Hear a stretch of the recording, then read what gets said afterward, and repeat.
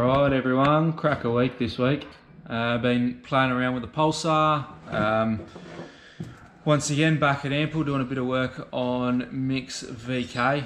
That's come out really well, pretty stoked with that. So yeah, all going pretty well. No work on the Skyline this week, but what I'll try and do, like I did in the last videos, I'll try to do the chapters down below. I like that when I'm kind of watching other people's videos, so hopefully you guys like it on ours. And if you haven't already, if you don't mind, hit that like, subscribe, share it around. We're getting there. I noticed the other day we're getting a few subscribers, we're getting a few views, so cheers everyone for making it all happen. Alright, enjoy.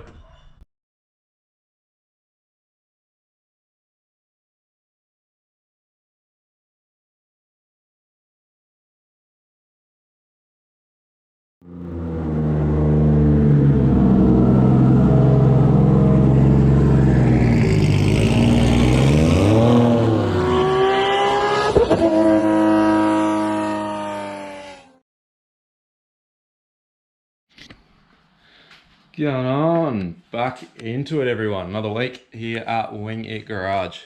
Actually gonna probably play around with Jimmy's car. We just had his new battery turn up, so we're going with this Super Start Lithium, similar to what Mick's got in the VK. He's actually even got a smaller version than this, but his battery is mounted on the bell housing nice and close to the battery, so he can get away with that. But this guy here is like 3 kilos.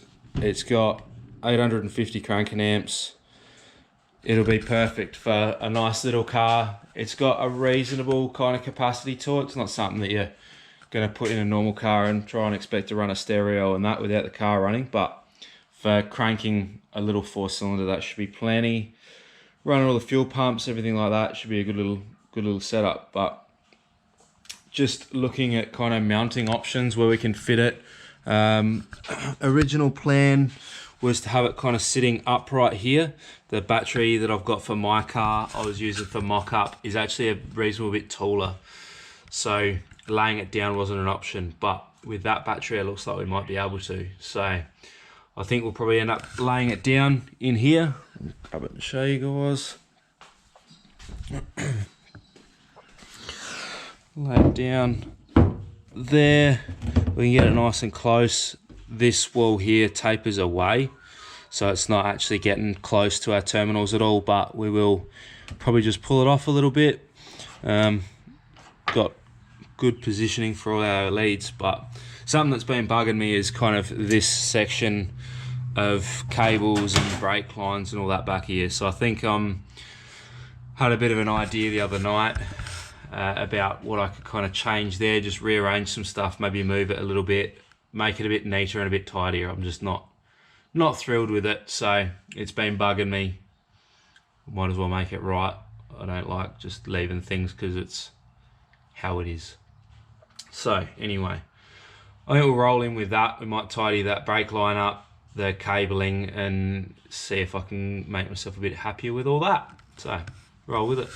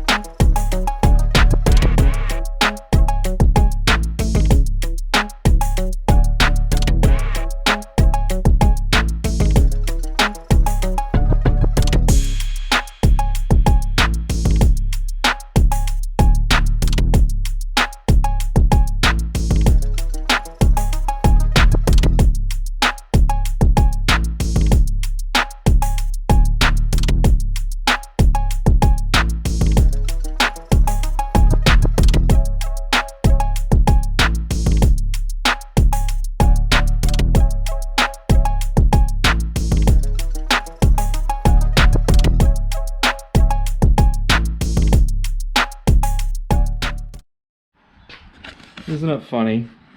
Just a little bit of time, rethink about things, shift things and that. I'm much happier with that. much happy with that. Looks nice. Obviously these zip ties will go and we'll have some little P-clips similar to this here.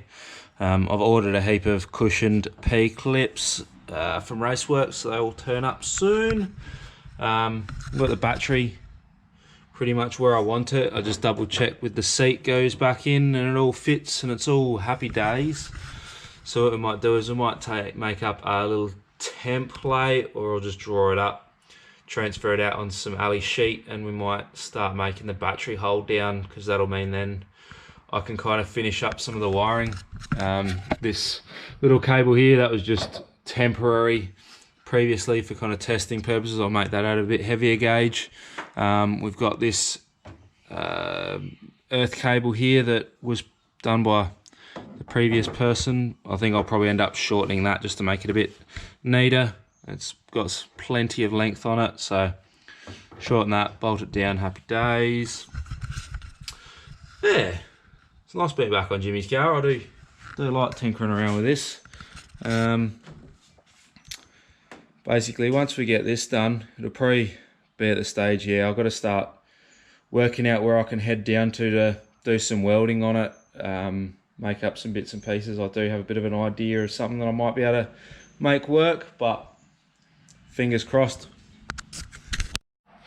So measured up where we're going to be bringing the drops down on the battery. Just made some little tape. So I actually want to have the drop come down just this section here. We'll make it 95mm deep. I would like to put some foam underneath it, so I'll just have that little bit of padding underneath.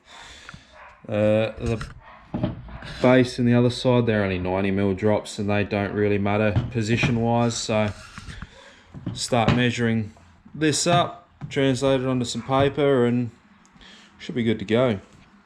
I'll probably have it come over the front here and just tuck down into the front so that we know it can't kind of move back, but other than that, should be pretty good. So let's go.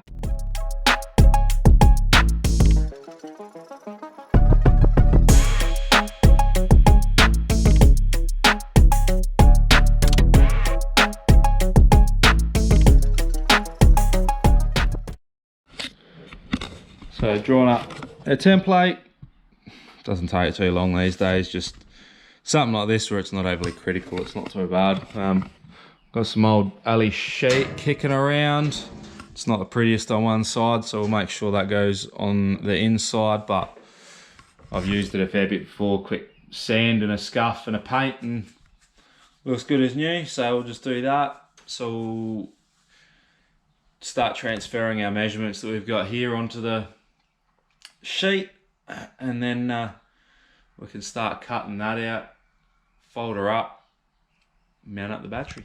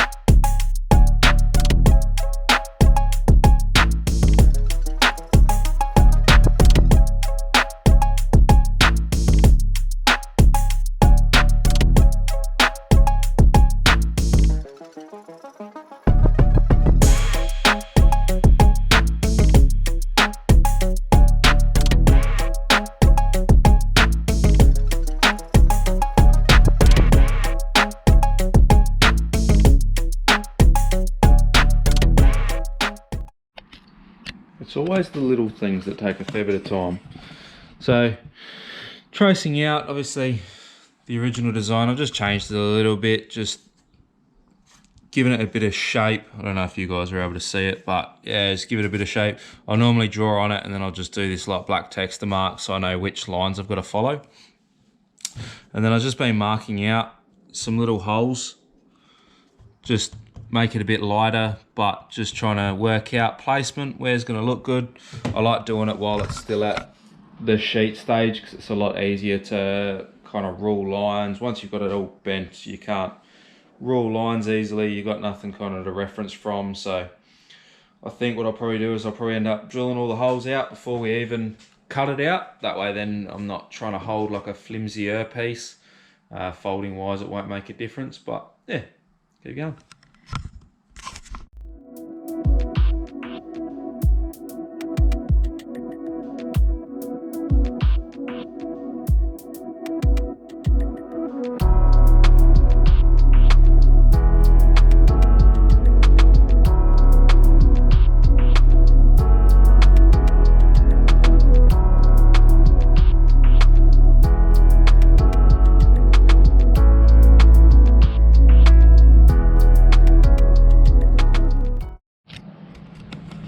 Alright, holes drilled. Towards the end of that time lapse, you would have seen me grab that little ruler. That's 15mm wide, so sometimes what I'll do is I'll kind of put it on my line there, mark, put it on my line there, mark, and then where that kind of cross meets, I know I can do a 30mm hole, and that'll bring me pretty close to the edge of all my lines, which means that when I cut into this, I've actually got a nice radius. So I have had in the past where you've got a real sharp corner and then you fold it on motorsport stuff, it'll crack. So having that nice radius there, there's no kind of point for it to kind of start a crack. See how we go. So I do have to clean up the underside, a whole heap of dags, but I'll do that once I cut it off from the main piece, and we'll just go give it a clean up. Then we might start trimming into it and getting ready to fold.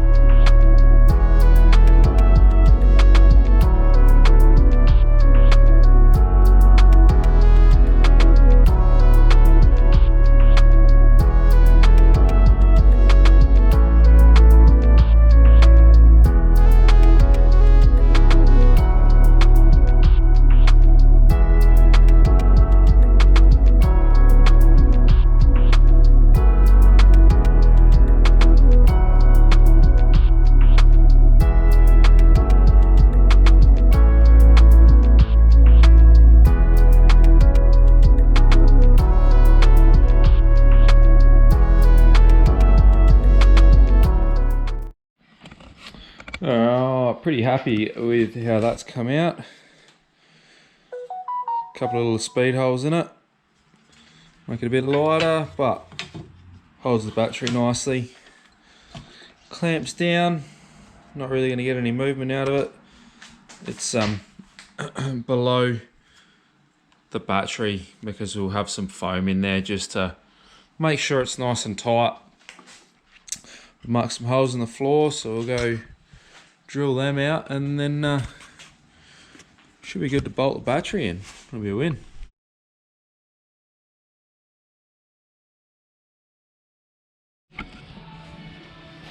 Back at Ample again. Had a good bit of a win the other day with Jimmy's car. Got a call up again, just trying to do some finishing touches on the Goon Squad VK. So this time we're actually doing corner weights and a bit of a wheel alignment. It's obviously had a fair bit apart. Who knows when the last corner weight was done. So yeah, bit of a run through of what I do. I've just got these sheets here.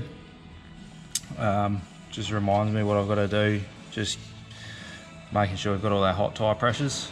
Then I load in basically a comparison of what the driver weighs, and then we start our set down. So set down is basically, I normally do that as the car for me came off the track.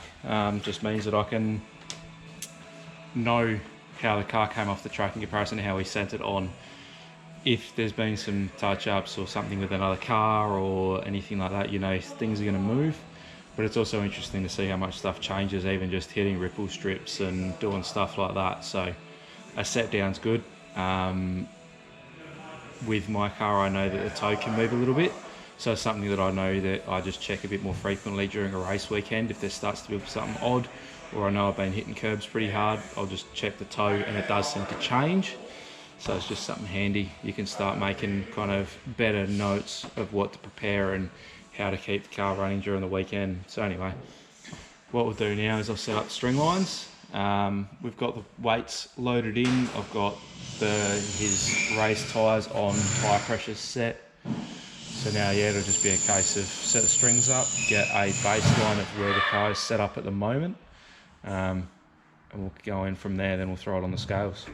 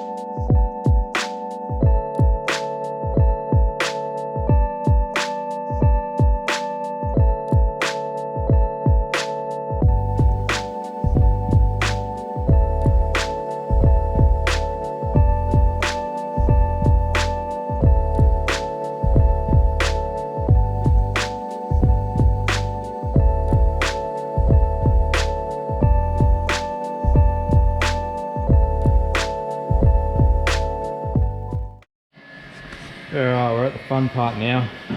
We've done most of the set down, so I'm just going to throw it on the scales in a sec, but we've done our before measurements. So we've got all of our camber, toe, ride heights, everything. We've got all our spring perch heights. Dougie's got the nice Proform wireless scales.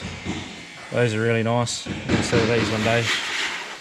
So we'll jack up all four corners, get it set down on those, and then we should have our corner weights. It'll be interesting to see how close it is. Something interesting is the spring perches on the front are fairly different, but they're actually kind of different in the opposite direction. This being left-hand drive, I would have thought that that's going to be higher. It is on the rear, which does make sense, because obviously you've got your driver weight on the left-hand side, so you'd normally put a bit more preload in the spring. So, be interesting to see.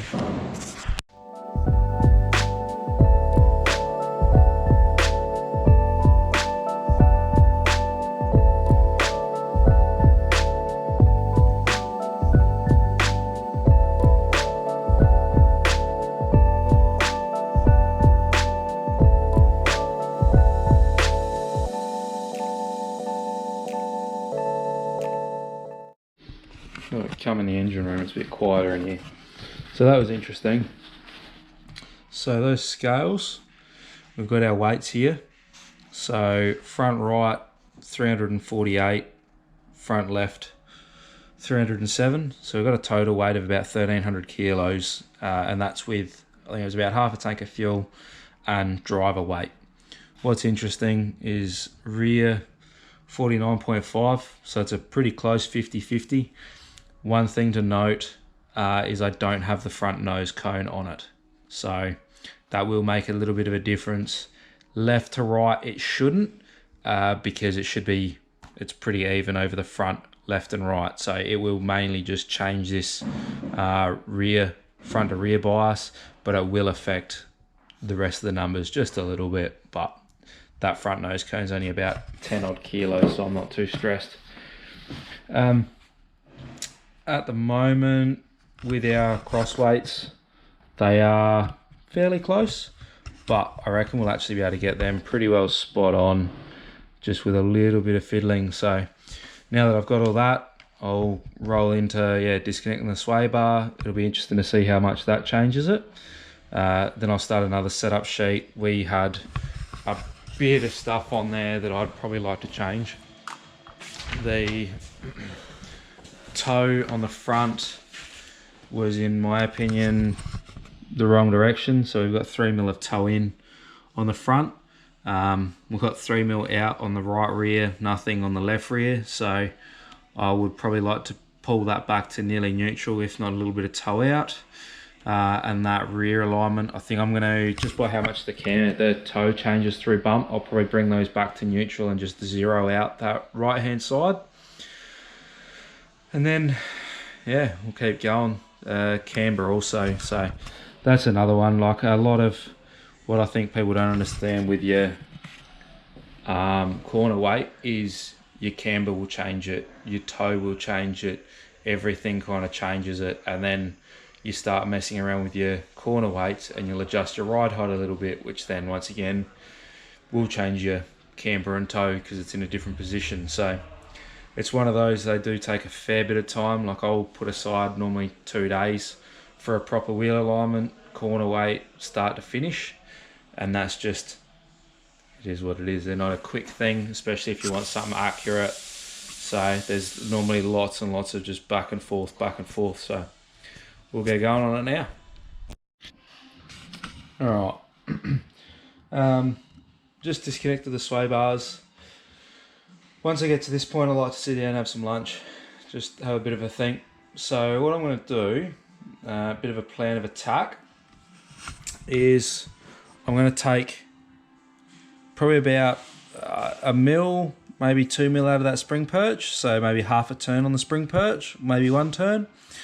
What that'll do is, as soon as we take weight out of here, it'll add weight to the left. So if we say we take 20 kilos out of here, it'll then move 20 kilos onto the left wheel. So we'll be nearly bang on if I took 20 kilos out. What it'll also do is, because the car will always most things will always sit on 3 points. If you get your table when you're sitting at dinner and it always rocks on 3. So at the moment, our heavy weight is across here. If we take weight out of that by dropping that corner, this corner here will get a bit lighter and this corner here will get a bit heavier. So I've just taken the pads out and we're back on the turn plates. So what I think is, we take a little bit of weight out of this corner, disconnect the sway bars, bolts out, so there's nothing going on there. We take 1 turn out of that corner, and then I'm going to do the wheel alignment, because as soon as I go starting to change camber and toe, it is going to mess with it.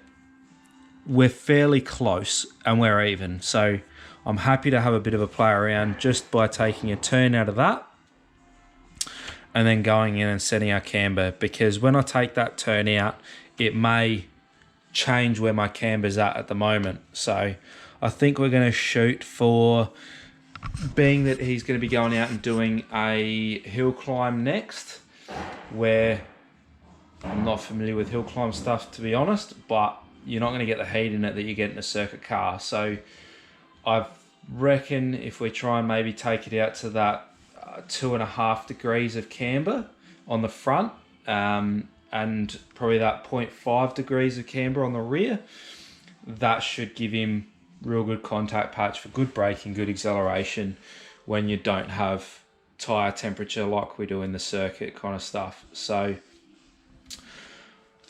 first we'll take a turn out of the right hand side to try and take some weight off of that, put it onto the left. We'll check our camber left to right and we'll start playing around with that. Should be good. Let's go on it.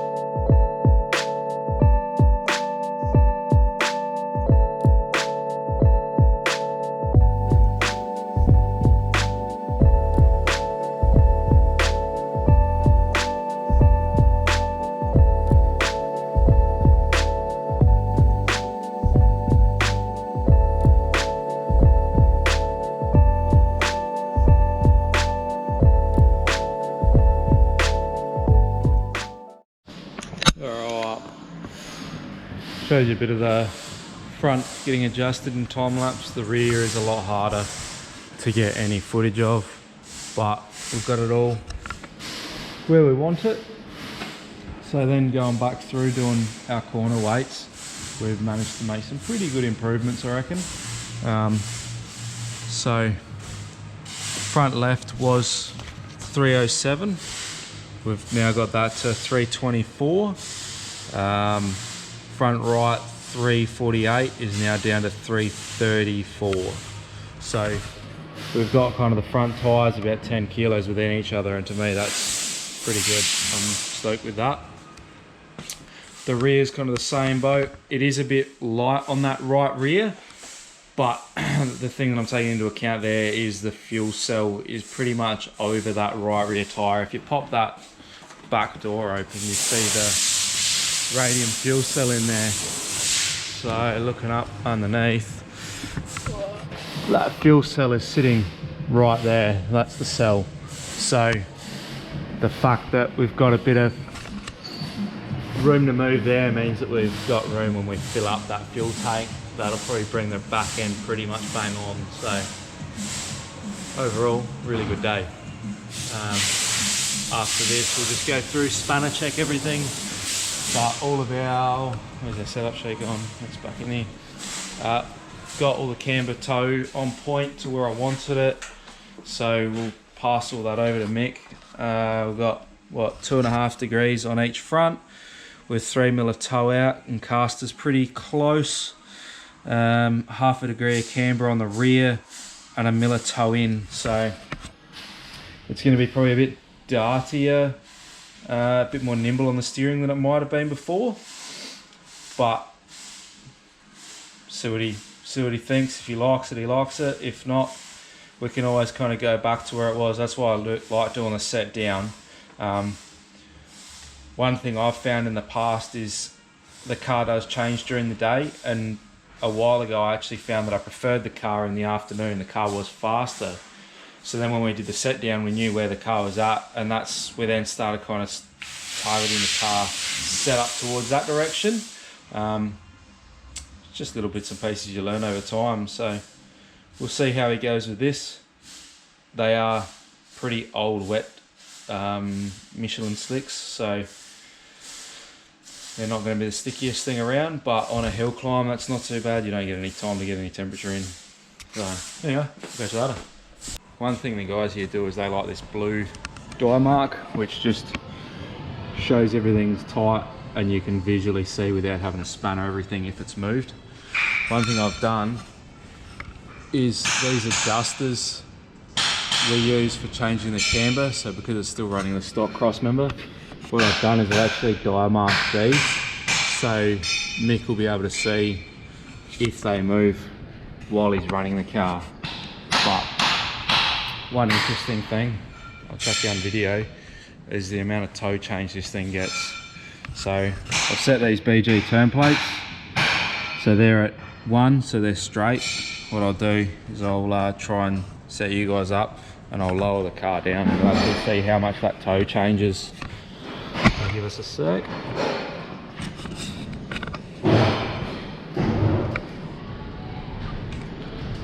We'll jump under and we'll lower the car down.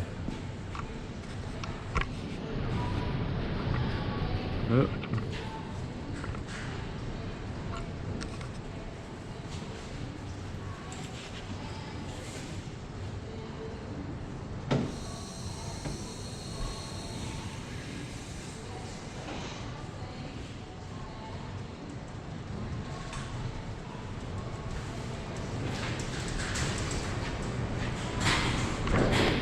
So you can see just from lowering the car down, we're now at 25mm, and we're still pretty much where we were.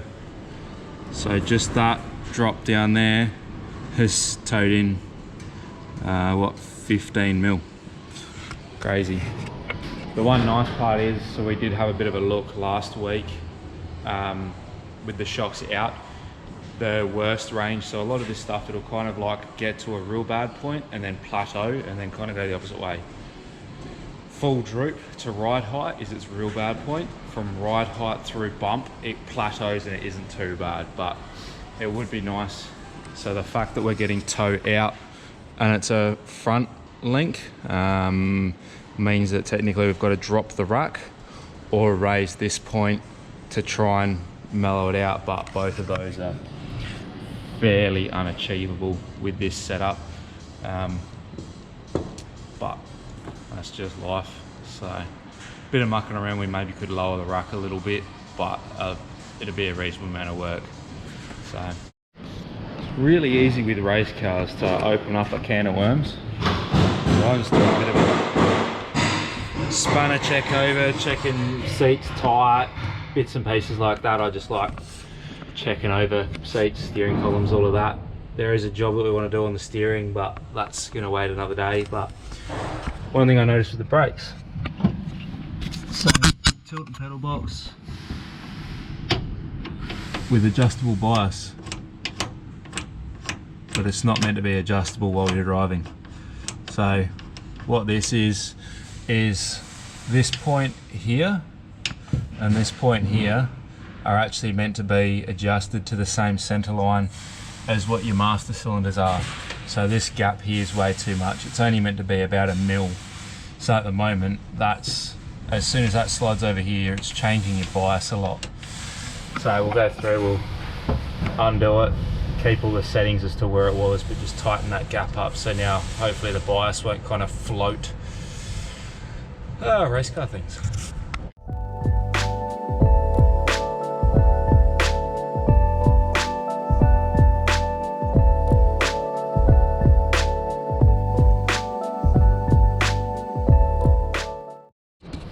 Well, bias bar sorted.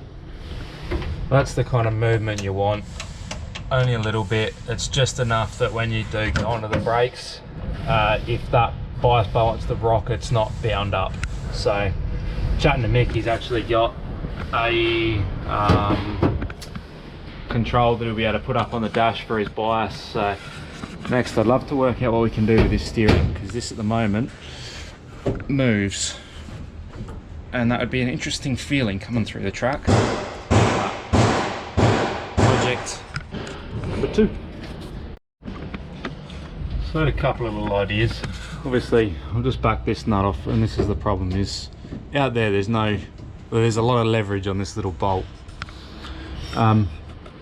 This kind of tower structure here is just mounted to the dash bar. I don't see why I couldn't rotate that down, and if I rotated that down, I could probably nearly drill a hole in here for that bolt there, and then it's not going to have anywhere near the leverage to be able to move it. I'm not sure if that's going to be the fix, because it's still going to be offset. My other thought is these here aren't fixed together, so I could actually make them a fraction wider and then fold up like a piece of 5mm that'll come down, across and back up, that then we just get rid of this whole piece altogether. I think I'm liking that idea more. Widen this up a little bit, make up a nice plate that'll hold it nice and sturdy there, and then being that if it's on that same center line, it can't raise up or down. Obviously that's roughly where Mick had it, so I'm just going to take a measurement from here down to the floor, note that, so that then I can try and set this and get this as close to where it was as possible. But yeah, I reckon that's probably going to be the best go, is try and fold up some 5mm and go about it that way. The GoPro freaked out then, but anyway, we don't have a time lapse. So I've got this part. What we're going to do, I reckon, is I'm going to move it down to about here. We'll make up a bracket that can bolt up to that with probably a little cross tube, and then come down and hold the big heim. That way then we shouldn't get any movement anymore. So give it a go. So I figure there's probably no point showing you making the bracket. You've already had to endure watching me make a battery clamp, but that there is the idea. Nothing's tight at the moment, everything's just finger tight. and there's no movement up and down. There is a little bit just left to right. That's all due to this being not tight, but we're a bit low. So what we'll do, we're at 450, we're currently at we're at 550, we're currently at 490. So what I'll do, we don't have enough range of adjustment in this, so what I'll do is I'm just going to take that bolt out, we'll drill another hole probably 10mm down, we can just shorten it up a little bit, see if that gets us into the range, and I'll probably just leave this with a few holes down it, so if he does want to play around with it, it's got plenty of adjustability in it. So getting there. Alright, last little job finished up for the day, I reckon. Nice little bracket made up. Steering wheel's all set back at the same height it was. It's no longer adjustable. That's that should be nice. Pretty stoked with that. So cheers everyone. So while I've been playing around with Mic's car, the boys here have been playing around with the Rexy. Don't leave your Rex too long around Ample.